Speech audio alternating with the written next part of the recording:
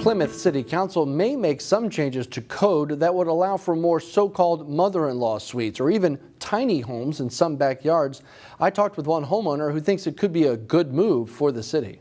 Things are happening. Molly Dawson has big ideas for her home in Plymouth. Mainly, it'd be taking out this section and just building a one-story apartment right along this area. It could add up to more than just an addition. With the intention of having a kitchen, a bathroom, living room, bedroom, a small apartment basically, with some shared spaces as well. An accessory dwelling unit or an ADU. Currently, Plymouth City Code only allows for some over-the-garage apartments. In August, City Council could vote to change that. So if these changes went through as Planning Commission recommended, it would allow ADUs detached, so more of a tiny home in the backyard, above a garage, or actually internal or attached to a home.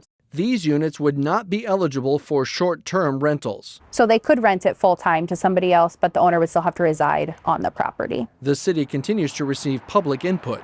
I think the biggest question staff has gotten so far is what is an accessory dwelling unit, and can my neighbor live in an RV in their backyard or a tent in their backyard, something like that, or what do these really look like? Will it make our neighborhood look different day to day? Dawson is also an architect. She has helped design similar spaces in other cities that allow ADUs. With those zoning regulations in place, there's a lot of smart design happening to let both of these things happen. Bring more people, more housing to the neighborhoods, and allow to keep the beauty of our spaces. And open up opportunities for others. It also allows for young families or people that maybe aren't ready to take on the home ownership themselves, but want to be within neighborhood communities. It allows them to take that next step into home ownership without full throttle buying a home. Or helping those who do. We're sharing that burden with another family, and so we're able to do things we couldn't if it were just us.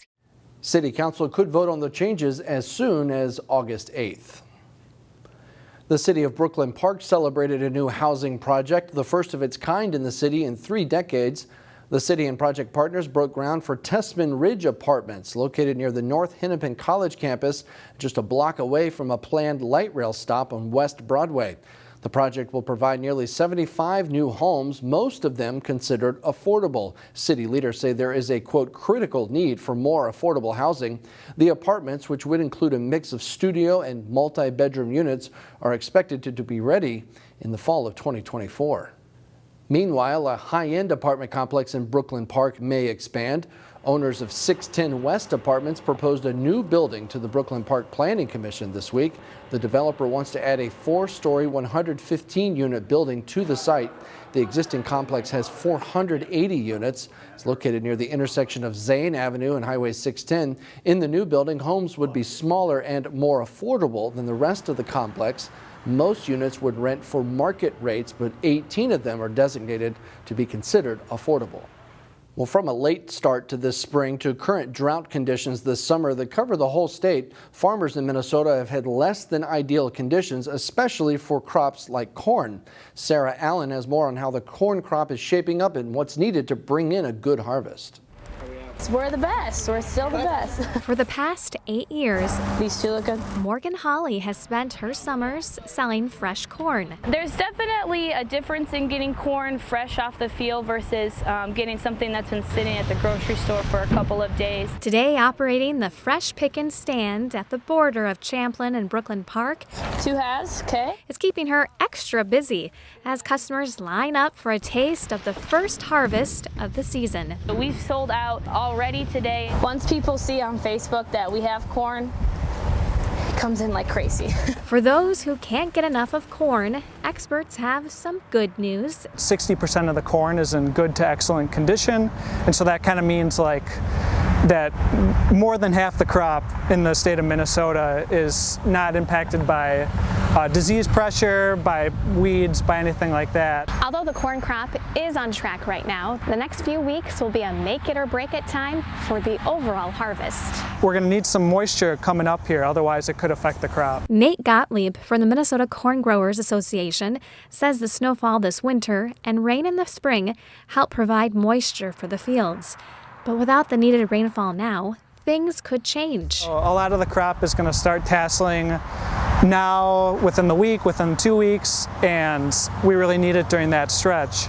And so we're going to really need some moisture now. Thank you for coming, we appreciate it. The farmer who grows the corn Morgan sells uses irrigation, so whatever happens with the weather, she feels confident she'll be able to continue selling corn to the fans that come near and far. I know that there's people who put it in their coolers and will try to drive it all the way back to the East Coast. In Brooklyn Park, Sarah Allen, CCX News.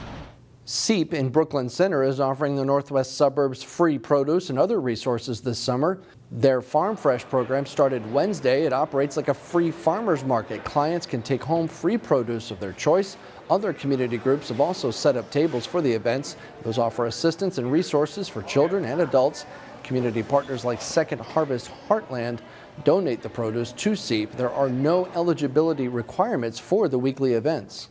It's just a fun environment to get that nutrients in, but then also seeing the resources within our community that people may need to utilize sometime, or they know someone that might need to utilize them. CEAP will host Farm Fresh events from 3 until 5 p.m. every Wednesday through August 30th. Another option for fresh produce is open for the season. The Brooklyn Park Farmers Market offers a wide variety of items, including local produce, honey, jams, baked goods, flowers, and much more. The Brooklyn Park Market is open every Wednesday from 2 until 6 on the campus of North Hennepin Community College.